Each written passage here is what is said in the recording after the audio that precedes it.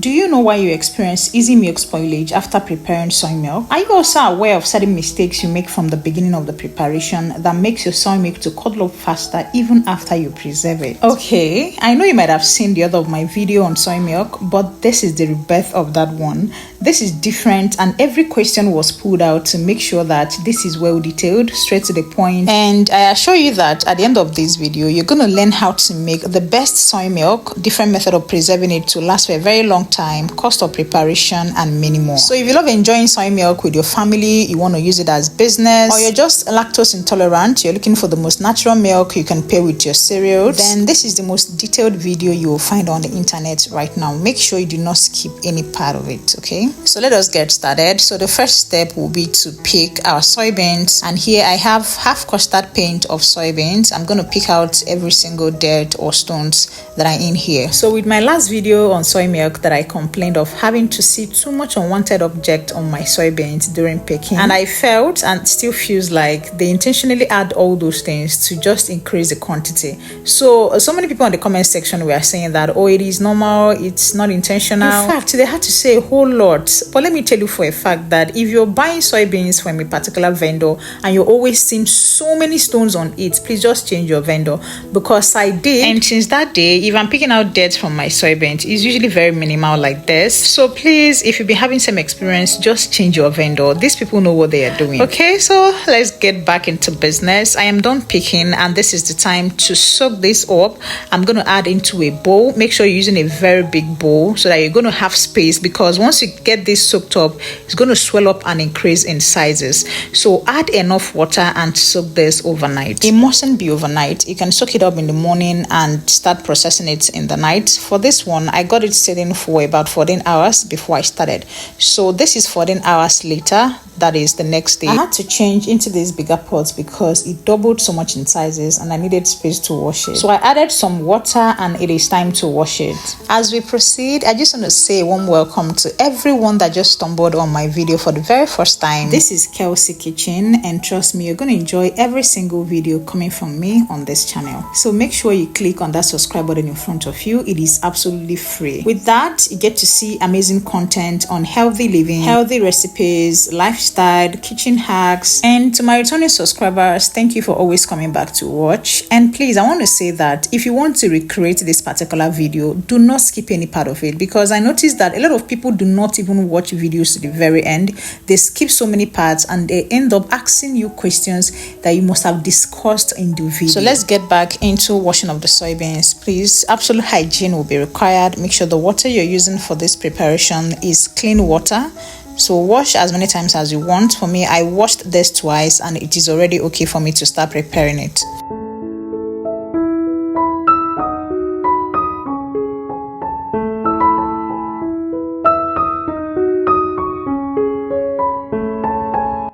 Once you are done washing, transfer it into another bowl that will enable you to peel the back. This method centers around peeling off the backs of the soybeans. There are two methods to doing this particular method and the one you can use your blender, the pause button in your blender to peel off the back. That one is very simple and very easier to do. You can do that in the space of a minute, 2 minutes, and you're already done. I'm going to leave a link on how you can peel your beans within a minute or two, so you can watch the video if you want to adopt that particular method. For me, I love making use of this traditional method, so I use my hand to squeeze until the backs are well peeled. This doesn't take too much time. If the other one takes you about 2 minutes, this is just going to take you 5 minutes. So if you don't want to use your blender, you don't have a very good blender, please just adopt this traditional method. It's still very cool. And for this video not to be very lengthy, I had to do some part of this step behind the scenes so that I don't get to waste too much of your time. So but just watch as I'm doing it. You can even reuse the water like I'm doing here to wash until you're done completely. And one good advantage of peeling the soybeans before blending is that the color of the milk becomes very whitish after processing, unlike when you blend it together with the back. So if you don't really have much problem or much concern on the color of your milk, you can skip this part and just blend it together, okay? But personally, I love the vibrant color I usually get once I go through this process of peeling off. So I'm gonna stick to this any day, anytime. After peeling, this is what I have here. You can see the chaff is already separated, and this is my beans, very clean.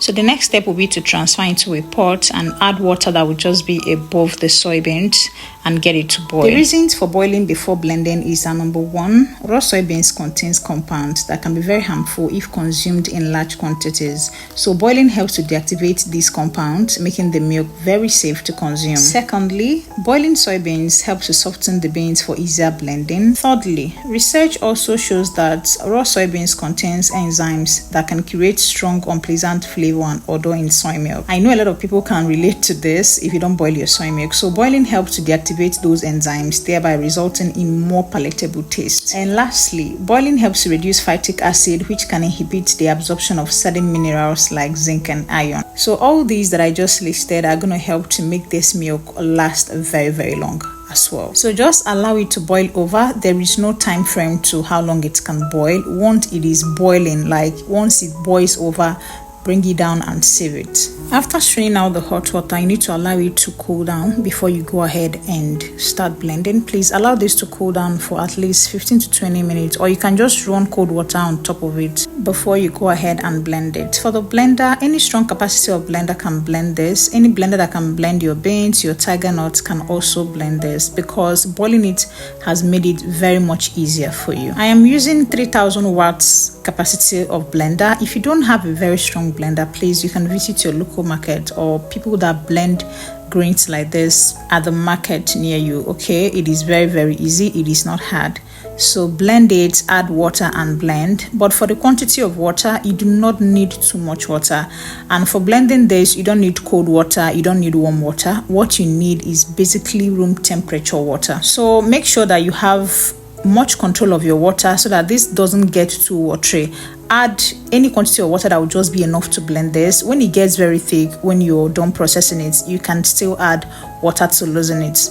But for this stage, do not add too much water. I just hope you're following, because I'm trying to make this video, this recipe, very, very detailed, like as detailed as possible. So I just hope that you're following. So the next thing is to get your mesh cloth. Some people call it chiffon cloth, Muslim cloth, whatever you call it. Please just get it and wash your hand properly. Please wash your hand properly, or you can wear a kitchen glove for this process. For people that do not have this mesh cloth, you can make use of your straining sieve, but I would advise you that if you want to prepare soy milk, please get this. It is very cheap, it is not expensive. I feel like this is a must have, and that is the best straining material I've ever used. Like after straining my soy milk, it becomes very clear, zero particles inside. Some of those straining sieves, you see that after straining your milk, you're still having a lot of particles inside it. So for me, this is a must have if you want to get a very, very clear soy milk. So you're going to blend this batch by batch until you're done completely. And if the volume of the soybeans is much, please do not add everything at once into your mesh cloth. You can just divide it. And also, if you're going to be doing this straining process all by yourself, please try to divide this whole thing before you start straining. For me, I'm going to be doing this with somebody, so it's going to be easier for you. If you pack everything on the mesh cloth, it will be very hard for you. Not just hard, it's going to be very stressful for you. So if you know you don't have anybody at home that is going to help you to strain this, please, like I already said, divide it into different parts and strain it one after another.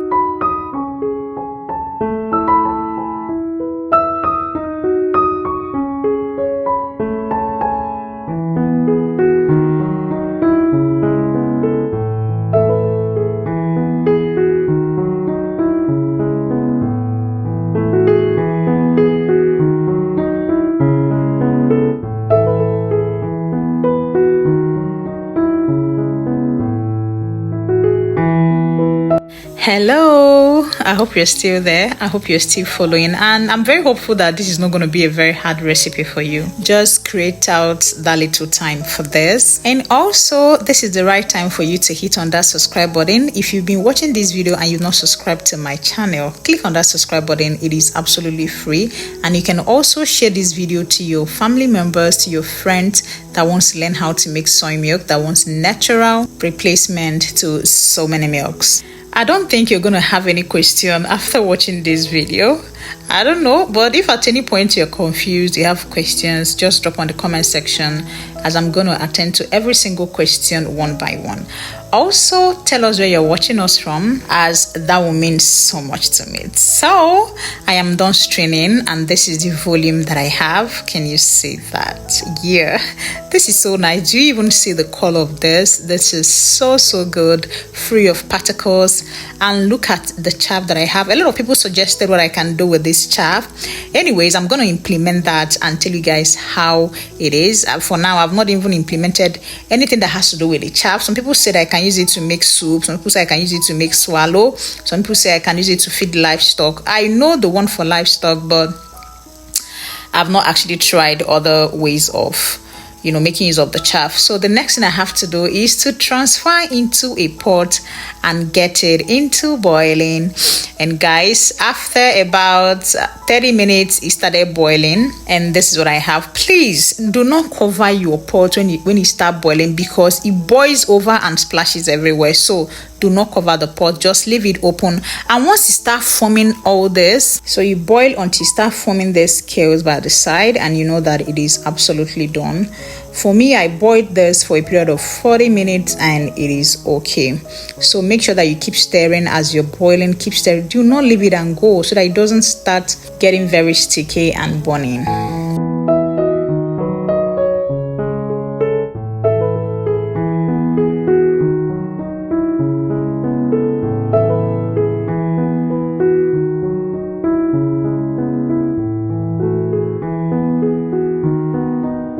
So 40 minutes later, I had to turn up the heat and allow it to cool down for about 3 to 4 hours.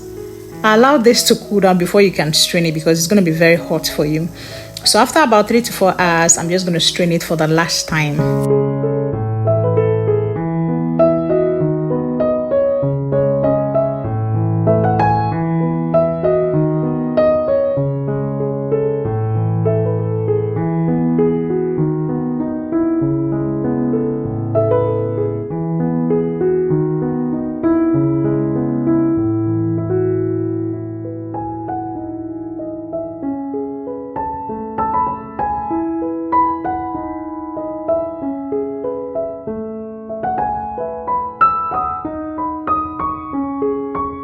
So this is the final stage for it. I'm already done, guys. This is the milk we're having. I decided not to add any water to loosen it, because I'm very much comfortable with the consistency. And the last thing for this processing is to add my sweetener, and for this I just added half cup of sugar. Please, you can add other flavors of your choice. For me, I prefer sugar. And if you don't want to have a sweetened soy milk, skip this part, okay? But also understand that adding sweeteners to this makes it very easier for you to consume it. So if you don't want to add sugar, you can add other sweeteners like dates, tiger nuts, or some milk flavors, but I prefer sugar for me. So this is the time to bottle it up. For people that usually ask, okay, how do you bottle it up? Where do you get your containers? I'm going to answer it right now. So you can use a funnel or any other material that can make the milk to pass through the containers very easily. And for the containers, you can get it from any packaging store around you. To be precise, I think you should just make inquiry on where they sell packaging containers around you. People that sell packaging containers for zobo, soy milk, tiger nuts, or even people that sell containers for creams, soaps, and the rest of them. If you ask around and you cannot see, you can just Google it. Just type vendors that sell packaging containers around my location. Put your location and you're going to see a lot of them close to you, okay? And let me also add that if you're making soy milk for business purposes, make sure that the containers you're getting are cheap containers, beautiful and cheap containers. The reason is that you wouldn't want to waste your money buying expensive containers, and at the end of the day your soy milk comes out very expensive. So just get beautiful containers that are cheap. This one is plastic, it is beautiful, it is also cheap. I can't remember how much I got this because it is more than a year now, but I think as at that time it wasn't up to 3,000 or 2,005 for a dozen of it. That's 12 pieces. So when you go to their stores or if you're buying online, you're going to see a lot of beautiful cheap containers. It comes in 50 ml, it comes in 100 ml, it comes in 250 ml. So whatever size you want, make sure they are not very expensive so that you can at least get a little bit of profit from making soy milk. So the next question I'm going to ask is, what brand of blender do I use? I use Relux Bazooka blender. You can also make use of any blender of your choice that has at least 3,000 watt of capacity, okay?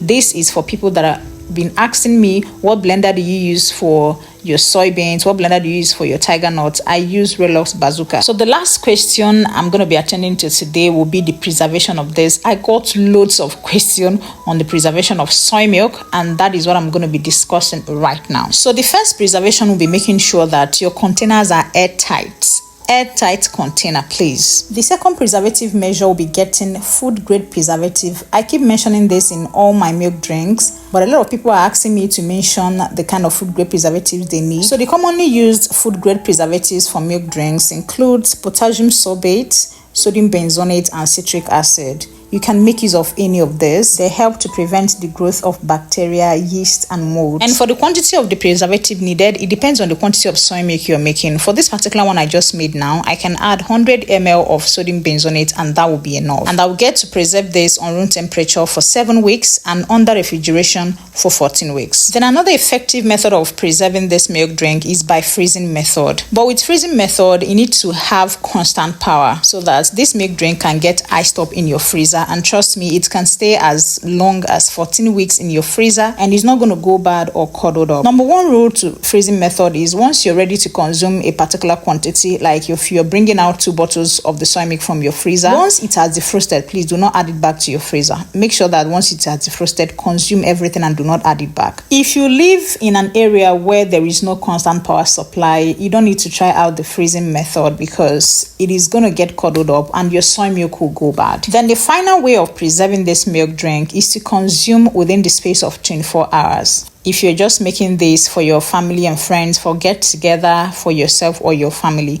just consume within the next 24 hours without adding anything, without freezing. It is still going to be very okay. I don't know if there are things I did not touch with regards to making soy milk, but if you have any question, just ask. If there is anything that is making you go confused, ask me in the comment section and I will gladly answer you. And guys, soy milk is so nutritious. It is very, very healthy. It is natural. So you can enjoy it alone, pair with your beverages, pair with your cereal. Guys, you're going to love it. If you start making soy milk, I don't think you're going to go back to the normal milks that we have in the market. Soy milk is so good once you learn how to make it right. Thank you so much for watching this video. See you on my next video. Bye.